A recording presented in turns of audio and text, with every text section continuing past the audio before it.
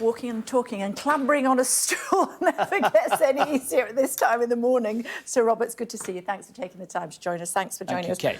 Talk to me about what happened yesterday in the House of Commons, because it's really complicated for people to understand. Yeah, well, the Lords had been chewing over the bill, the Safety of Rwanda bill. It's now came back to the Commons last night to look at some of the amendments they've made. There were 10 amendments that were all thrown out by the Commons. The Lords will now have another look at it, I think, tomorrow. And this is what we call the ping-pong part, a bit like table tennis, where ultimately this bill will be decided. And I think the government's aim is to get this bill through before Easter so they can get on with the plan. So what's achieved by all this ping-ponging?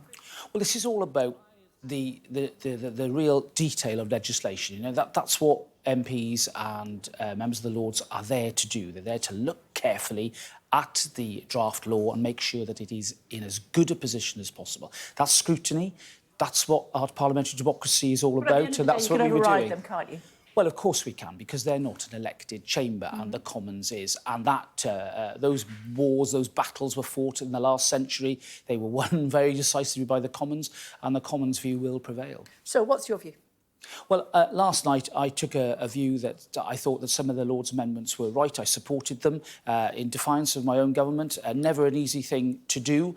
I think now that we've got through this first stage, I think the Lords would probably be best advised not to push the matter too aggressively, because this is an elected government. It needs to get on with its plan. I've always supported the principle of using and working with other countries to support the challenge of illegal migration. We've just got to get the detail right. That's what I was doing last night, just trying to get the detail absolutely right. So what are the ramifications for you going against your own government? Well, look, it's never an easy position. I am a backbencher, although I absolutely support the government on the economy and all the big issues, and indeed I support them on the principle of this policy. I am freer than perhaps my colleagues in the government to express my view, and that's what I do. I think you know, Kay, my background is as a lawyer. I bring that expertise and that long career into politics and Parliament, and that's what I thought I was doing yesterday. So what are you so upset about? Why did you feel that you couldn't vote with your own government? Well, I want to make sure that after that agreement was reached with Rwanda late last year for the Rwandans, in effect, to tighten up their procedures to make sure they were fair and watertight legally, that is done, so that any law that we pass making a presumption or deeming Rwanda to be a safe country actually is matched by the reality of what's happening there on the ground. There are certain measures that Rwanda have agreed to carry through. They've passed the act into law now there, but I think rather than creating some sort of legal fiction, we need to make sure that the law and the reality of the situation are in tandem. Do you think it's a safe country to send people to? I think that Rwanda is absolutely a country where you can send people to. I think it would be safe within the definitions that we use in immigration law.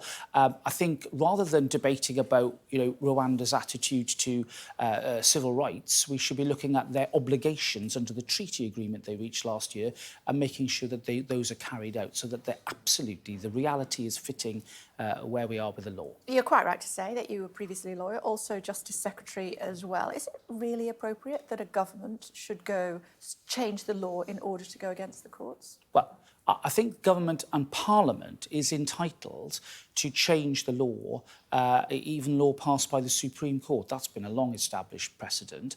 I think the issue here, Kay, was where you're legislating in a position where, in effect, you're just saying a place is safe for the purposes of the law without having carried through all the obligations that Rwanda said it was going to do after that Supreme Court hearing.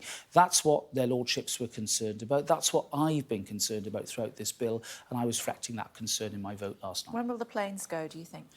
Well, I think they can go later this year. I think that if this bill... Prime Minister said the spring.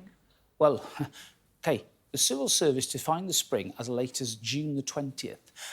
So that gives him... before the June the 20th? Well, it gives him a bit of leeway. I think it could very much happen. I think if this bill now is settled this week, then it becomes law before Easter, and there's no reason then why the government can't get on with making those arrangements. So Craig Oliver, who, as you know, used to guide David Cameron when he was in number 10, said it won't make a jot of difference whether the planes go or not. You've lost this one.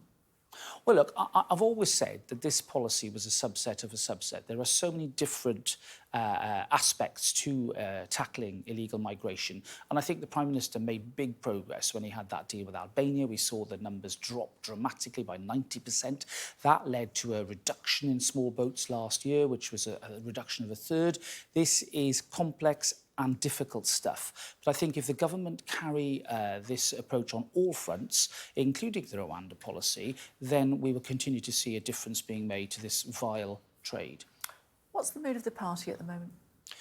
Well, certainly my mood is to stay calm, focus on the issues that matter to my residents and carry on. But what are you picking up from your colleagues? Well, I'm not picking up phone calls or vibes via text that would accord with some of the stories we saw in the Sunday newspapers, Kay, to be honest. I think the mood, certainly amongst colleagues I'm speaking to, is one of exasperation about any such machinations, if they're going on at all. I think the vast majority of colleagues are concentrating with their job, representing their constituents and supporting the Prime Minister. Although we're hearing some 40 Conservatives have submitted letters of no confidence in Rishi Sunak. Well, I mean, only Sir Graham Brady, the chairman of the 22, has the numbers, Kay. I don't know. If that were to be the case, that would be shocking. Well, look, I think that the time for sending letters has long past, if it ever arose, frankly. You know, we've had leadership elections. I don't think the public is interested in the Conservative Party navel-gazing. What the public expect and what they're getting from the Prime Minister and from the majority, the vast majority of Conservative colleagues, is an outward-facing, public-focused approach on issues like the economy, on health, on immigration, that matter to the people who send us to Westminster. That, if we get that focus right, then we can win. What would you say to your colleagues who are trying to unseat the Prime Minister? I would say that to try and do that in an election year would be an act of folly. Let's keep calm and carry on. We're turning the corner on the economy. Inflation's coming down. Growth's coming back. We're seeing those mortgage rates not rising as steeply as we feared. That's all. Wait till Thursday to see what happens Well, as far as that's concerned. I agree with that, Kay, and that's why I don't pretend we're out of the woods, and I share, you know, the anxieties of people who I represent about these things. These things matter. But that's what colleagues, I think, need to focus on. I think they are. Let's look at what people care about rather than worrying about the prattle of Westminster. What do you think of the early release of prisoners this spring due to overcrowding? Well, look, I think it's the duty of government to make sure that we are all safe, and I think our prison system is one of our central public services. I fought long battles to make sure that more money came into our system, and I achieved some success in that. I've long felt, Kay, that unlike other services like health and education, vital though they are to the majority of us, the hidden services like prisons often don't get the attention they deserve. I think that it's incumbent upon government to make sure that they fully fund prison expansion, that they find the places so that courts can send criminals to prison, and that we're not in a position where we're forced to release people early. And I fully support the Justice Secretary in his attempts to make sure that that is kept to a minimum. Have you seen you're in The Guardian today? Oh, am I? Well, I'm honoured. I'm honoured, Kay. Shall I tell you why? Well, go for it. Because you're a member of the Garrick Club, Right. and 1,500 men are members of the Garrick Club, no women members of the Garrick Club, and it gives people like you an unfair advantage when it comes to hobnobbing with other members of Parliament or indeed judges and the like. Okay, I'm not going to say what goes on in private members' clubs. What I will say is that the idea you go there to try and get influence or to network, I think the word is I think a misunderstanding of what our social place is, where you should be going to talk about the nice things of life, whether it's sport, whether it's the theatre, whether it's the arts. It's a club very much founded in that tradition. So you never do business there? Well, it's not, and in fact, you're told you shouldn't do business in that club. Doesn't mean you don't. Well, I go and have fun there when I can and relax when I can, which isn't as often as I would like. And can I say... What does fun mean for you? Well, it means just talking about the things I love. Like You're almost smiling. Well, because I'm thinking about music, I'm thinking about the theatre, I'm thinking about sport, all the things that I enjoy.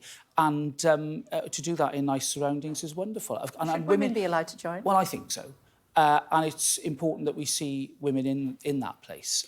You know, we have great actresses of the stage like Dame Maggie Smith and other people. I heard it described as a stuffy version of Soho House.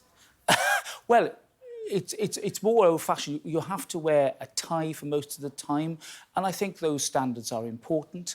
But, you know, I view that place as a place to unwind and relax, not a place to try and sort of run the so-called British establishment. That would be, I think, an absolute negation of the function of such places. So there. It's always great to see you, Sir Robert. Thank you very much Thank indeed for you. joining us on the programme this morning.